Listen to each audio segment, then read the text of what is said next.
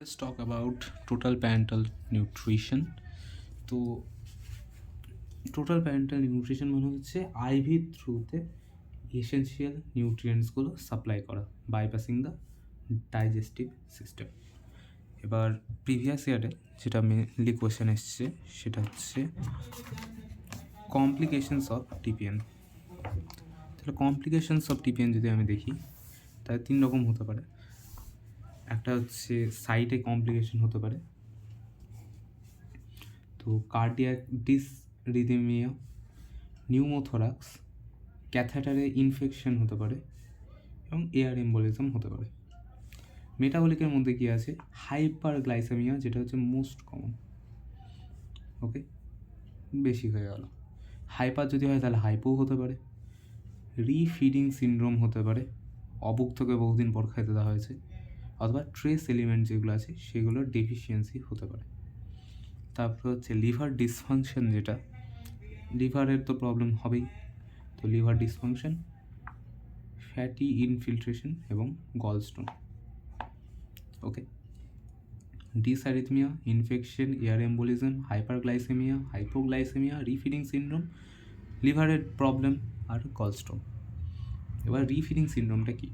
এটা একটা life threatening condition, যেখানে একটা সিভিয়ারলি ম্যালনারিশড পারসনকে বহুদিন পর যদি নিউট্রিশন দেওয়া হয় তখন এটা হয়ে থাকে।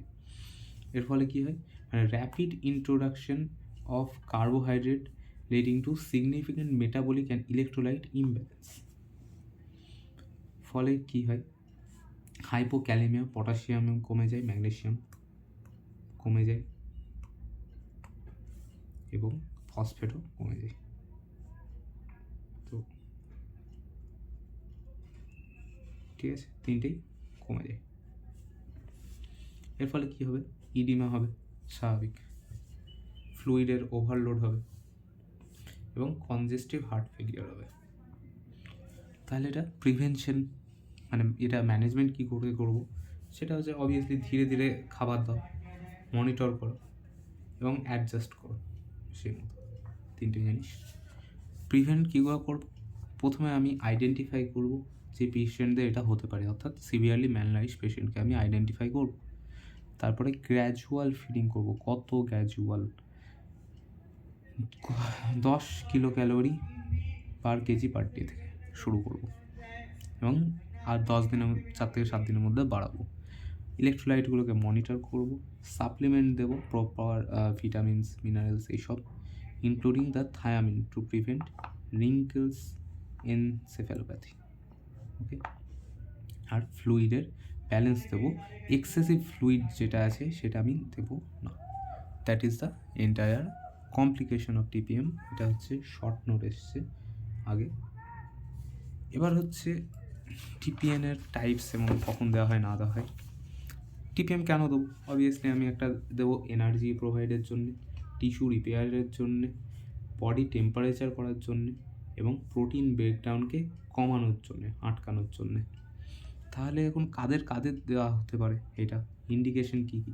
একটা হচ্ছে সিভিয়ারলি ম্যাল নিউট্রিশন যদি কারোর থাকে এবং সে এন্টারাল অর্থাৎ ডাইজেস্টিভ সিস্টেমে তো খাবার নিতে পারছে না। একটা দুটো হচ্ছে বাচ্চাদের ক্ষেত্রে, অর্থাৎ নিওনেটাল এবং পেডিয়াট্রিকের ক্ষেত্রে। নিওনেটাল কি? যদি অমফ্যালোসিল থাকে, ট্র্যাকিও ইসোফিজিয়াল ফিস্চুলা থাকে, আর পেডিয়াট্রিকে কি? মেকোনিয়াম ইলিয়াস যদি থাকে বা শর্ট বাউল থাকে। ওকে, আরও কন্ডিশন কী কী হতে পারে? একটা হচ্ছে জিআইএ প্রবলেম। তো এখানে একটা ফিস্চুলা পেয়েছিলাম, ট্র্যাকিও ইসোফিজিয়াল ফিস্চুলা, এখানেও একটা ফিস্চুলা আমি পাবো। আলসারেটিভ কোলাইটিস পাবো। অঙ্কোলজিতে যেসব পেশেন্টের টক্সিসিটি হয়েছে, কেমোথেরাপি টক্সিসিটি হয়েছে তাদের। প্রি সার্জারিতে ওয়েট লস করানোর জন্য পেশেন্টকে দিতে পারি।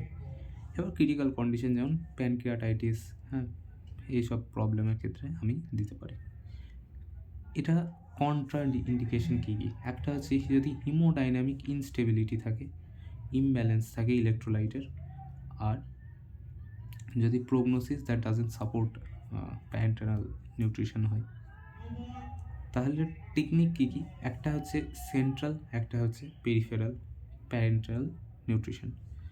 সেন্ট্রালে আমি একটা সেন্ট্রাল ভেনাস ক্যাথাটার ভরে দেবো for long term use.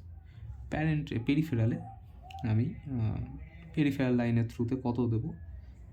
less than 900 milliosmolar per liter. Okay, that's it.